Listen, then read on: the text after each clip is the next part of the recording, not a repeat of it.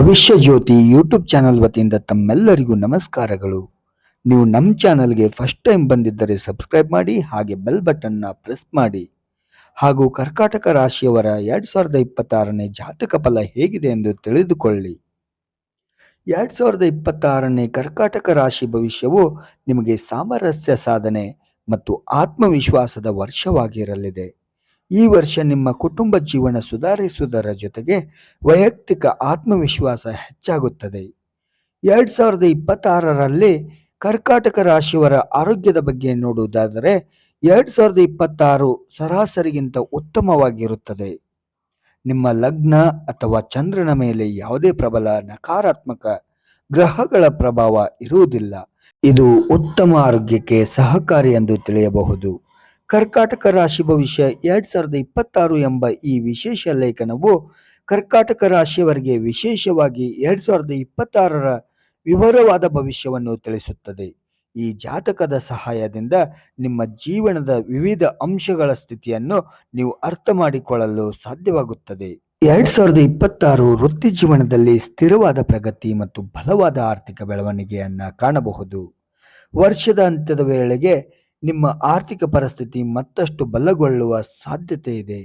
ವಿಶೇಷವಾಗಿ ಗುರುಗ್ರಹದ ಸ್ಥಾನ ಬದಲಾವಣೆಯಿಂದಾಗಿ ರಿಯಲ್ ಎಸ್ಟೇಟ್, ಭೂಮಿ ಮತ್ತು ಚಿನ್ನದಲ್ಲಿ ಹೂಡಿಕೆ ಮಾಡುವುದು ಪ್ರಯೋಜನಕಾರಿಯಾಗುತ್ತದೆ. ನೀವು ಬಿಸ್ನೆಸ್ ಮಾಡ್ತಿದ್ರೆ ನಿಮ್ಮ ಅಭಿವೃದ್ಧಿಯು ಬಹಳಷ್ಟು ಒಳ್ಳೆಯ ಸ್ಥಾನದಲ್ಲಿರುತ್ತದೆ. ಹೆಚ್ಚುವರಿಯಾಗಿ 2026ರಲ್ಲಿ ಸಂಭವಿಸುವ ಗ್ರಹಗಳ ಸಂಚಾರದ ಆಧಾರದ ಮೇಲೆ ಈ ವರ್ಷವನ್ನು ಉತ್ತಮಗೊಳಿಸಲು ನಿಮಗೆ ಸಹಾಯ ಮಾಡುವ ಕೆಲವು ಸರಳ ಪರಿಹಾರಗಳನ್ನು ಸಹ ನಾವು ನಿಮಗೆ ನೀಡುತ್ತೇವೆ. ಈ ವರ್ಷ ಕರ್ಕಾಟಕ ರಾಶಿಯವರಿಗೆ ಆರೋಗ್ಯದ ವಿಷಯದಲ್ಲಿ ಸರಾಸರಿಗಿಂತ ಉತ್ತಮವಾಗಿದೆ. ವರ್ಷದ ಬಹುಪಾಲು ನಿಮ್ಮ ಲಗ್ನ ಅಥವಾ ಚಂದ್ರನ ಮೇಲೆ ಯಾವುದೇ ನಕಾರಾತ್ಮಕ ಗ್ರಹಗಳ ಪ್ರಭಾವವಿರುವುದಿಲ್ಲ. ಆದಾಗ್ಯೂ ಡಿಸೆಂಬರ್ 5ರ ನಂತರ ರಾಹು ಮತ್ತು ಕೇತುವಿನ ಪ್ರಭಾವವು ಪ್ರಾರಂಭವಾಗುತ್ತದೆ. ಹೆಚ್ಚುವರಿಯಾಗಿ ನೀವು ಹೊಟ್ಟೆ ಮತ್ತು ಕೆಳಬೆನ್ನಿನ ಸಂಬಂಧಿಸಿದ ಆರೋಗ್ಯ ಸಮಸ್ಯೆಗಳನ್ನು ನೀವು ಎದುರಿಸಬಹುದು. 2026ರಲ್ಲಿ ಕುಟುಂಬದಲ್ಲಿ ಸಾಮರಸ್ಯ ಮತ್ತು ಶಾಂತಿಯು ನೆಲೆಸುತ್ತದೆ. ದಂಪತಿಗಳು ಹೊಸ ಮನೆ, ವಾಹನ ಅಥವಾ ಆಭರಣಗಳನ್ನು ಖರೀದಿಸುವ ಅವಕಾಶ ಪಡೆಯಬಹುದು. ವರ್ಷದ ಮಧ್ಯದಲ್ಲಿ ಗುರು ಸಂಚಾರದಿಂದ ನಿಮ್ಮ ಸಂಬಂಧಗಳು ಇನ್ನಷ್ಟು ಬಲಗೊಳ್ಳುತ್ತದೆ. ಗುರುವಿನ ಬಲವಾದ ಸ್ಥಾನವು ನಿಮಗೆ ಸಂಪೂರ್ಣ ಬೆಂಬಲವನ್ನೇ ನೀಡುತ್ತದೆ. ಶನಿಯ ಸಂಚಾರವು ಅನುಕೂಲಕರವಾಗಿಲ್ಲ, ಆದರೆ ಶನಿಯು ಅದೃಷ್ಟದ ಮನೆಯಲ್ಲಿರುವುದರಿಂದ ಅದು ನಿಮಗೆ ವಿರುದ್ಧವಾಗಿ ಕೆಲಸ ಮಾಡುವುದಿಲ್ಲ. ವಿದ್ಯಾರ್ಥಿಗಳಿಗೆ 2026 ಉತ್ತಮ ವರ್ಷವಾಗಿದೆ. ಹೊಸ ಕಲಿಕೆಯ ಅವಕಾಶಗಳು ಲಭ್ಯವಿದ್ದು ಉನ್ನತ ಶಿಕ್ಷಣಕ್ಕಾಗಿ ವಿದೇಶಕ್ಕೆ ಹೋಗುವ ಕನಸು ನನಸಾಗಬಹುದು. ವರ್ಷದ ಆರಂಭದಿಂದ ಜೂನ್ 2ರವರೆಗೆ ಉನ್ನತ ಶಿಕ್ಷಣಕ್ಕೆ ಕಾರಣವಾದ ಗುರುಗ್ರಹವು ನಿಮ್ಮ 2ನೇ ಮನೆಯಲ್ಲಿರುತ್ತಾನೆ. ಸಾಮಾನ್ಯವಾಗಿ ಗುರುವಿನ ಈ ಸ್ಥಾನವು ವಿಶೇಷವಾಗಿ ಶಿಕ್ಷಣಕ್ಕೆ ಅನುಕೂಲಕರವೆಂದು ಪರಿಗಣಿಸಲಾಗುವುದಿಲ್ಲ. ಈ ಅವಧಿಯಲ್ಲಿ ಮನೆಯಿಂದ ವಿದೇಶದಲ್ಲಿ ಅಧ್ಯಯನ ಮಾಡುವ ವಿದ್ಯಾರ್ಥಿಗಳು ಗುರುವಿನಿಂದ ನಕಾರಾತ್ಮಕ ಫಲಿತಾಂಶಗಳನ್ನು ಪಡೆಯಬಹುದು. ಶನಿಯು ಅದೃಷ್ಟದ ಮನೆಯಲ್ಲಿದ್ದರೂ ಕೂಡ ನೀವು ನಿಯಮಿತ ವ್ಯಾಯಾಮ ಮತ್ತು ಯೋಗ ಮಾಡಬೇಕು. ವಾಹನಗಳನ್ನು ಎಚ್ಚರಿಕೆಯಿಂದ ಓಡಿಸಬೇಕು.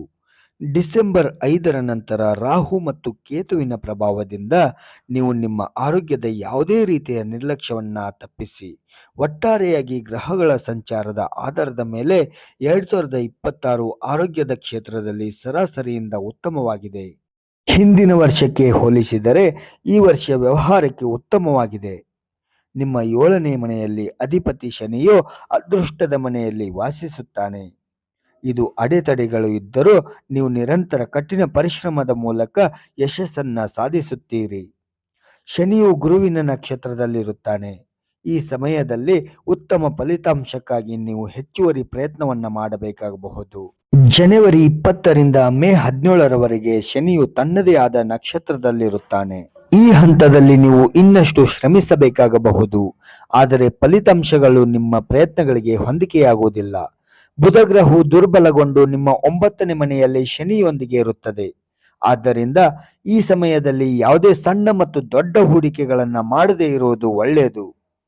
ರಾಹು ಮತ್ತು ಕೇತುವಿನ ಸಂಚಾರವು ಡಿಸೆಂಬರ್ 5ರವರೆಗೆ ವ್ಯವಹಾರದಲ್ಲಿ ಯಾವುದೇ ಪ್ರಮುಖ ಸಮಸ್ಯೆಗಳನ್ನು ಉಂಟು ಮಾಡುವುದಿಲ್ಲ.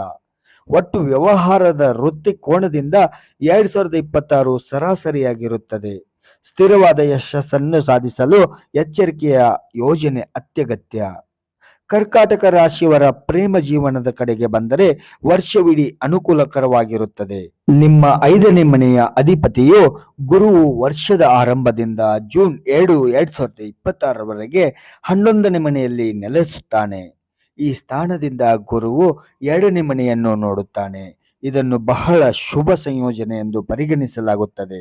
ಹಾಗಾಗಿ ನಿಮ್ಮ ಪ್ರಣಯ ಜೀವನವು ಅಭಿವೃದ್ಧಿ ಹೊಂದುತ್ತದೆ. ಈ ಸಮಯದಲ್ಲಿ ವ್ಯಕ್ತಿಗಳು ಪ್ರೀತಿಯಲ್ಲಿ ಬೀಳಬಹುದು. ಈಗಾಗಲೇ ಸಂಬಂಧದಲ್ಲಿರುವವರು ಆಳವಾದ ಬಂಧಗಳನ್ನು ನೋಡುತ್ತಾರೆ ಮತ್ತು ಪ್ರೇಮ ಜೀವನದಲ್ಲಿ ನಡೆಯುತ್ತಿರುವವರು ಯಾವುದೇ ಸಮಸ್ಯೆಗಳನ್ನು ಬಗೆಹರಿಯುವ ಸಾಧ್ಯತೆ ಇದೆ. ಸಾಮಾನ್ಯವಾಗಿ ಪ್ರೇಮ ವಿಷಯಗಳಿಗೆ ದುರ್ಬಲ ಸ್ಥಾನವೆಂದು ಪರಿಗಣಿಸಲಾಗುತ್ತದೆ.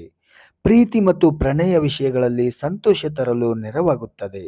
ಈ ವರ್ಷವು ನಿಮ್ಮ ಪ್ರೇಮ ಜೀವನಕ್ಕೆ ಸಾಕಷ್ಟು ಅನುಕೂಲಕರವಾಗುತ್ತದೆ. ತಮ್ಮ ಸಂಬಂಧಗಳಲ್ಲಿ ಗಡಿಗಳನ್ನು ದಾಟುವವರು ತೊಂದರೆಗಳನ್ನು ಎದುರಿಸಬೇಕಾಗುತ್ತದೆ. ನೀವು ಆರೋಗ್ಯಕರ ಮಿತಿಗಳನ್ನು ಕಾಯ್ದುಕೊಂಡು ತಾಳ್ಮೆ ಮತ್ತು ಪ್ರಬುದ್ಧತೆಯಿಂದ ನಿಮ್ಮ ಸಂಬಂಧವನ್ನು ಘೋಷಿಸಿದರೆ 2026ರ ಉದ್ದಕ್ಕೂ ಪ್ರೀತಿಯಲ್ಲಿ ಸಕಾರಾತ್ಮಕ ಫಲಿತಾಂಶಗಳನ್ನೇ ನಿರೀಕ್ಷಿಸಬಹುದು. ನೀವು ಆರೋಗ್ಯಕರ ಮಿತಿಗಳನ್ನು ಕಾಯ್ದುಕೊಳ್ಳಿ. ಮದುವೆಗೆ ಅರ್ಹರಾಗಿರುವ ಕರ್ಕಾಟಕ ರಾಶಿಯವರಿಗೆ ಈ ವರ್ಷ ಅನುಕೂಲಕರವಾಗಿರುತ್ತದೆ. ಮದುವೆಯಂತಹ ಶುಭ ಘಟನೆಗಳಿಗೆ ಕಾರಣವಾಗುವ ಗುರುಗ್ರಹವು ವರ್ಷದ ಆರಂಭದಿಂದ ಜೂನ್ 7, 2026ರವರೆಗೆ ನಿಮ್ಮ ಲಾಭದ ಮನೆಯಲ್ಲಿ ನೆಲೆಸುತ್ತಾನೆ. ಈ ಸ್ಥಾನದಿಂದ ಗುರುವು 5ನೇ ಮನೆ ಮತ್ತು 7ನೇ ಮನೆ ಎರಡನ್ನೂ ನೋಡುತ್ತಾನೆ. ವೈವಾಹಿಕ ಸಂಬಂಧಗಳಲ್ಲಿ ಅಡಚಣೆಗಳು ಮತ್ತು ಸವಾಲುಗಳಿಗೆ ಕಾರಣವಾಗಬಹುದು. ಅದೃಷ್ಟವಶಾತ್ ಗುರುವಿನ ಸಕಾರಾತ್ಮಕ ಪ್ರಭಾವವು ಈ ಸಮಸ್ಯೆಗಳನ್ನು ಪರಿಣಾಮಕಾರಿಯಾಗಿ ನಿರ್ವಹಿಸಲು ಮತ್ತು ನಿಯಂತ್ರಿಸಲು ನಿಮಗೆ ಸಹಾಯ ಮಾಡುತ್ತದೆ. ಕೌಟುಂಬಿಕ ಜೀವನದ ವಿಷಯಗಳಲ್ಲಿ ಕರ್ಕಾಟಕ ರಾಶಿಯವರಿಗೆ ಈ ವರ್ಷ ಸ್ವಲ್ಪ ಸವಾಲಿನದ್ದಾಗಿರುತ್ತದೆ. ಮನೆಯಲ್ಲಿ ಶುಭ ಘಟನೆಗಳು ನಡೆಯಬಹುದು. ಕೌಟುಂಬಿಕ ವಿಷಯಗಳಲ್ಲಿ ಏರಿಳಿತಗಳು ಮತ್ತು ಅಸ್ಥಿರತೆ ಸಾಧ್ಯ. ಈ ವರ್ಷ ಕುಟುಂಬ ಸಂಬಂಧಗಳನ್ನು ಹೆಚ್ಚುವರಿ ಪ್ರೀತಿ ಮತ್ತು ಕಾಳಜಿಯಿಂದ ನಿರ್ವಹಿಸುವುದು ಮತ್ತು ಸಣ್ಣ ಸಮಸ್ಯೆಗಳು ದೊಡ್ಡದಾಗದಂತೆ ತಡೆಯುವುದು ಒಳ್ಳೆಯದು. ನೀವು ನಿಮ್ಮ ಮನೆಯಲ್ಲಿ ಶಾಂತಿ ಮತ್ತು ಮಾಧುರ್ಯದಿಂದ ಕಾಪಾಡಿಕೊಳ್ಳಬೇಕು. ಒಟ್ಟಾರೆಯಾಗಿ 2026ರಲ್ಲಿ ನಿಮ್ಮ ಕೌಟುಂಬಿಕ ಜೀವನವು ಏರಿಳಿತಗಳೊಂದಿಗೆ ಮಿಶ್ರಣವಾಗಬಹುದು. ಆದರೆ ಜಾಗರೂಕತೆ ಹೆಚ್ಚು ಸರಾಗವಾಗಿ ನಡೆಸಲು ನಿಮಗೆ ಸಹಾಯ ಮಾಡುತ್ತದೆ. ಈ ವರ್ಷ ಈ ರಾಶಿಯವರಿಗೆ ಭೂಮಿ, ಆಸ್ತಿ ಮತ್ತು ವಸತಿಗೆ ಸಂಬಂಧಿಸಿದ ವಿಷಯಗಳಲ್ಲೇ ಮಿಶ್ರ ಫಲಿತಾಂಶಗಳನ್ನು ಅನುಭವಿಸುತ್ತೀರಿ. ಭೂಮಿ ಮತ್ತು ವಿವಾದಗಳಿಗೆ ಸಂಬಂಧಿಸಿದ ಕಾರ್ಯಗಳು ಮತ್ತು ಪ್ರಯತ್ನಗಳಲ್ಲಿ ಯಶಸ್ಸನ್ನು ತರುತ್ತೀರಿ. ವಾಹನ ಚಲಾಯಿಸುವಾಗ ಎಚ್ಚರಿಕೆ. ಹೊಸ ವಾಹನವನ್ನು ಖರೀದಿಸುವುದನ್ನು ತಪ್ಪಿಸಿ. ಈ ಸಮಯದಲ್ಲಿ ಮಂಗಳ ಗ್ರಹವು ನಿಮ್ಮ 8ನೇ ಮನೆಯಲ್ಲಿರುತ್ತಾನೆ. ಇದು ಅಪಘಾತಗಳು ಘಟನೆಗಳಿಗೆ ಸಂಬಂಧಿಸಿದೆ. ಆದ್ದರಿಂದ ಈ ಹಂತದಲ್ಲಿ ಹೊಸ ವಾಹನವನ್ನು ಖರೀದಿಸುವುದನ್ನು ಬುದ್ಧಿವಂತವಲ್ಲ. ಇದಕ್ಕೆ ಪರಿಹಾರವೇನೆಂದರೆ ನಿಮ್ಮ ಹಣೆಯ ಮೇಲೆ ನಿಯಮಿತವಾಗಿ ಕೇಸರಿ ತಿಲಕವನ್ನು ಹಚ್ಚಿಕೊಳ್ಳಿ. ಎಲ್ಲ ಸಮಯದಲ್ಲೂ ನಿಮ್ಮೊಂದಿಗೆ ಒಂದು ಸಣ್ಣ ಬೆಳ್ಳಿಯ ತುಂಡನ್ನು ಇಟ್ಟುಕೊಳ್ಳಿ. ಧನ್ಯವಾದಗಳು.